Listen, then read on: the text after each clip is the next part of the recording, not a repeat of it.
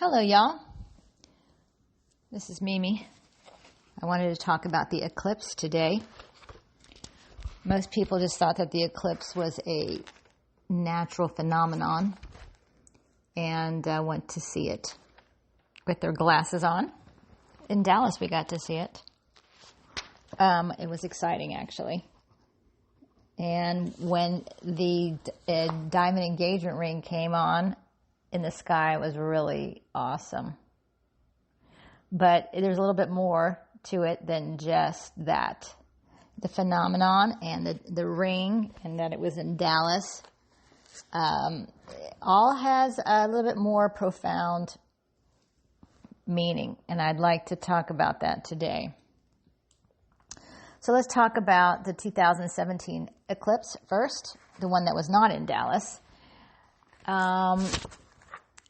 So in 2017, as I understand it, there were like 7 cities that it went through called Salem, which is like the Gentile nation's version of the word Jerusalem. And then what happened at the end of that 2017 year? Jerusalem.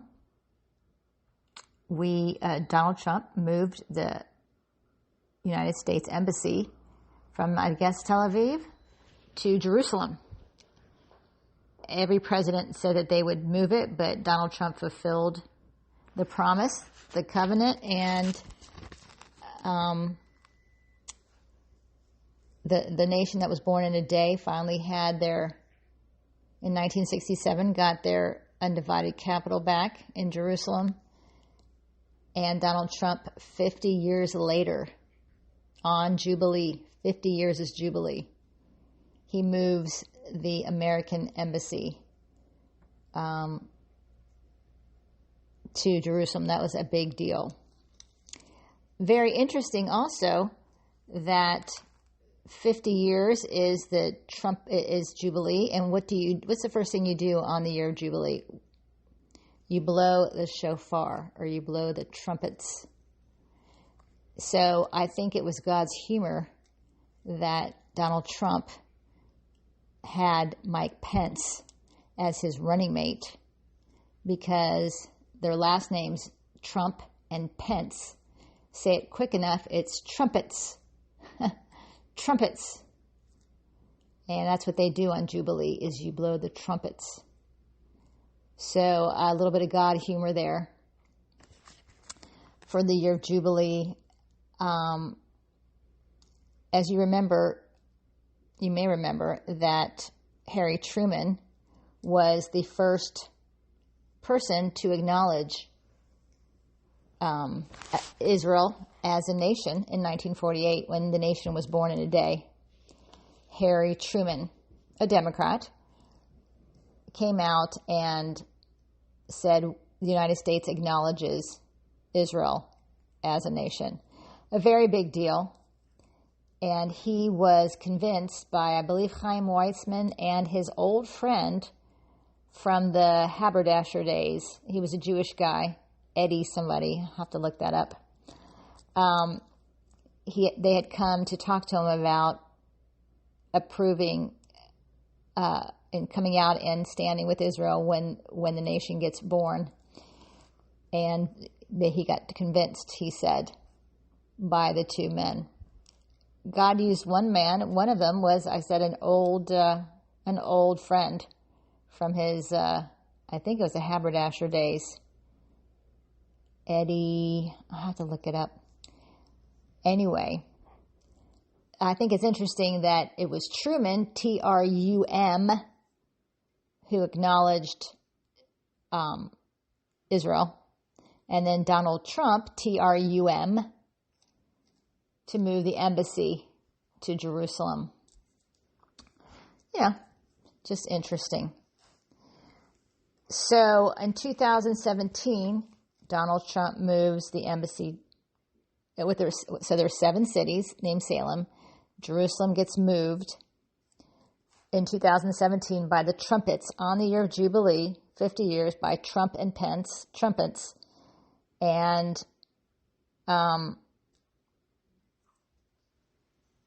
Ruth, USA in my understanding of things, is a Ruth nation.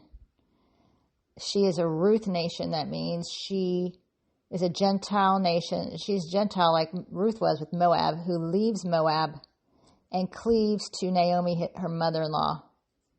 And that is what we're supposed to be doing. We're supposed to be leaving what we understand and cleaving to Israel. And then we get blessed. Genesis 12:3 says, I'll bless those who bless you and I'll curse those who curse you, Abraham or Israel. And so we're a Ruth nation that leaves our old ways. And as the founding fathers were Judeo-Christian, they left the church and they embraced the Judeo-Christian values. They loved the Old Testament. They celebrated Thanksgiving because they believed it was like Sukkot. It was like a 7-day festival, and Thanksgiving was like a 3-day festival. That's why they did it. And there are just many reasons we're a Ruth nation. Also, the Balfour Declaration, Balfour, Balfour Declaration was instrumental in 1917 to begin the process of getting Israel to become a homeland for the Jews again after 1900 years of being, almost 2,000 years of having no homeland. The Balfour Declaration was by Lord Balfour from Great Britain, and he started the process. There's a lot of people who started the process, but he was the one who wrote the letter, I believe, to Rothschild, who was the head of the Jewish community in Britain, I think, England. And that was in 2017. And also, not 2000, that was in 1917, 100 years before the eclipse. And also in 1917 was in December, around Hanukkah, I think it was during Hanukkah, that General Allenby, another British general,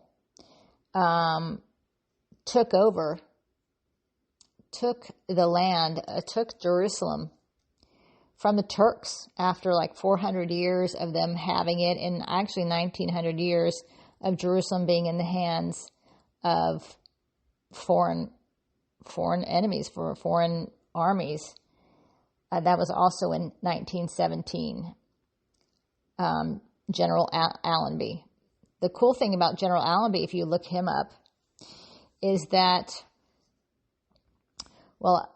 he was a God-fearer, and he believed in the God of Israel, and he understood the holiness of the God of Israel, so much so that when he went through the Jaffa Gate, he got down off his horse and did it in a very respectful, honoring way, because he knew you don't ride through the gate like you're a king when you're walking through the King of Kings city. And he loved the Lord, and God picked him. The very interesting thing, too, that I heard about General Allenby, and now I heard this on the radio, this was the first thing I ever heard about General Allenby. I didn't know anything about General Allenby, and then I heard this on the radio, that his mother, when he was a kid, would read the scriptures to him at night and tell him about how precious Israel was and the Jewish people were to the Lord, and really created that love, that filio, that love for Israel in this young boy, this Christian boy. And so what was interesting is that he would be the one that would grow up, and that God would pick him because of his love for the Jewish people that was instilled by his mother and maybe others, maybe his dad, I don't know, but this was his mother specifically. I heard the story, that because of his love for the Jewish people and for Israel, and his understanding of the respect and deep honor, that the Lord would pick him to ride into the city. Also, his last name, when he didn't know how to there's a story that he didn't know how to, he prayed and said, God, how do I win against the Turks? And he gave him a scripture about hovering like eagle's wings or something. There's some scripture he gave him about that. And so they had never seen like airplanes. The Turks had never seen airplanes. And so they dropped all these leaflets that said Allenby is coming to take over. And when they read it, they thought it said Allah is telling you to leave or something like that. It had something to do with it. They thought it said Allenby. It said Allah is warning you to get out. And so they left. It's something about that. It was a cool story though. And it was just all very God-based. It was all very, and I believe it's from the Old Testament, the scripture, and it's all very Judeo-Christian, honoring to the Lord, who is the King of the Jews, by the way, that he would use this young man who honored him his whole life.